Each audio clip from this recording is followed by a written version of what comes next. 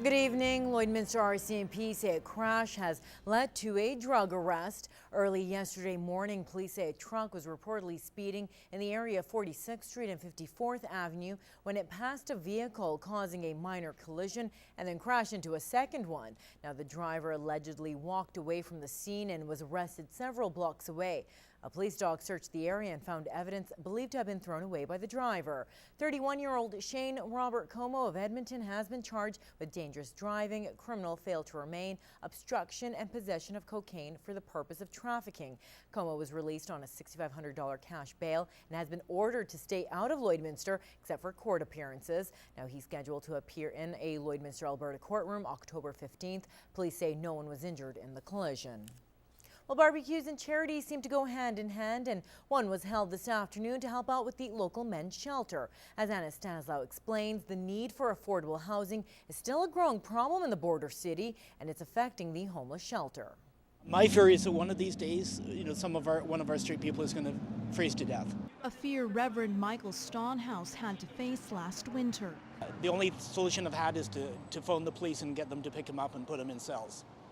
I mean, that's horrific. Today's barbecue is important for the men's shelter as 100% of the proceeds will go directly to staffing costs. That's our biggest expenditure, and so this will be a great help. With school in gear and a new influx of workers here in the border city, Reverend Stonehouse says the men's shelter is at capacity, having to turn down others. Although nothing is set as of now, there are plans of possibly creating a hostel to provide housing. A lot of the guys who are at the shelter have jobs, but they just can't afford or find a place yet. So we're hoping to have sort of a place where people can go, pay less than they would, on the market rate, and gives them sort of a leg up until they can find their own place. A homeless count will also be held on October 10th at several different venues. Besides looking for people living on the streets and in shelters, they're also looking for those who are staying with friends and relatives and do not have a place of their own.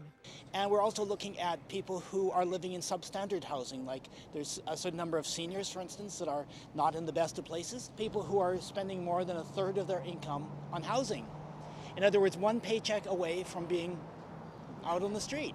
Anyone interested in helping with the homeless count can register at the men's shelter, the Salvation Army Church, St. John's Anglican Church, and the Interval Store, just to name a few. Or they can call 306-825-3977. This is to help us in terms of future planning. The city needs to know the figures, and so do we, and so do the two provinces. So. Anna Stanislaw, Newcap News. Lloydminster area has shown an outpouring of support in the wake of a fatal collision that claimed 6 lives. In late July, a car and an oil tanker collided southeast of Lloydminster. Now, while the investigation is ongoing, thoughts turn to those affected.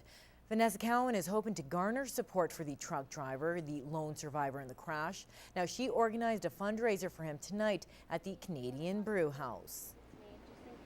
He has to live with the tragedy for the rest of his life now, and that's something that I don't wish on anybody. So The initial fundraiser that Cowan helped organize raised $43,000 for the families of the 6 teenage victims.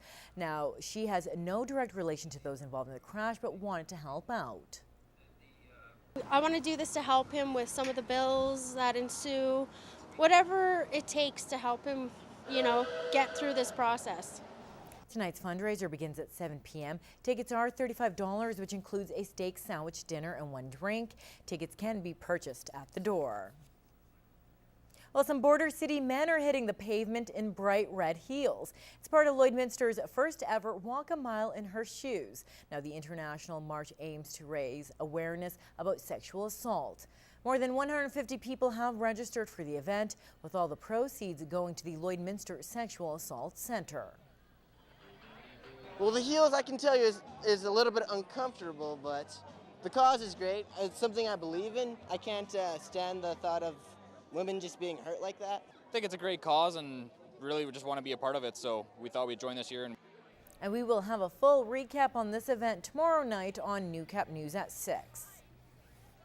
Well, the weekend is upon us, and if you're looking for some plans, Lloyd FM's Heather Clagus has some ideas in this week's What's Happening.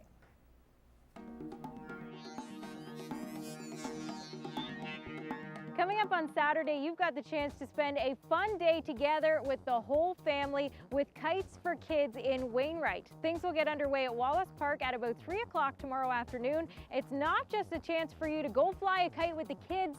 They'll have bouncy castles there, they'll have face painting, they'll have different crafts, a whole lot of fun for the entire family, a barbecue too, so make sure you take it in tomorrow. Tomorrow night, things will be rocking in Vermilion. You've got a chance to head out, take in some live music, a live concert by Soulja Fire. Tickets only $20 when you head out. The show will take place at the Legion in Vermilion. The doors are going to open at 8 o'clock tomorrow night. This weekend, we've got a chance for you to win a copy of Tim Hicks' new album, Throwdown. He is in Lloydminster tonight, but if you can't make it out to the show, this is a great opportunity to really get into his music. It includes the hits Get By and Buzz Buzz Buzzin', both of which you'll hear on Lloyd FM. If you want a copy, it's really easy. All you have to do is email your name and daytime phone number to tvcontests@newcap.ca.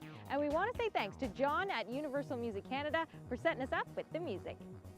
And there are still tickets available for a show coming up at the Vic Juba Theatre this Thursday night. Pair will be in town. They're a husband-wife duo. They both play the fiddle, and they both have won CCMA Fiddler of the Year in the past. It's going to be a great show, so just stop by the box office to get your tickets. Well, whatever you choose to do this weekend, I hope you have a great one. I'm Heather Plegas, and that's what's happening.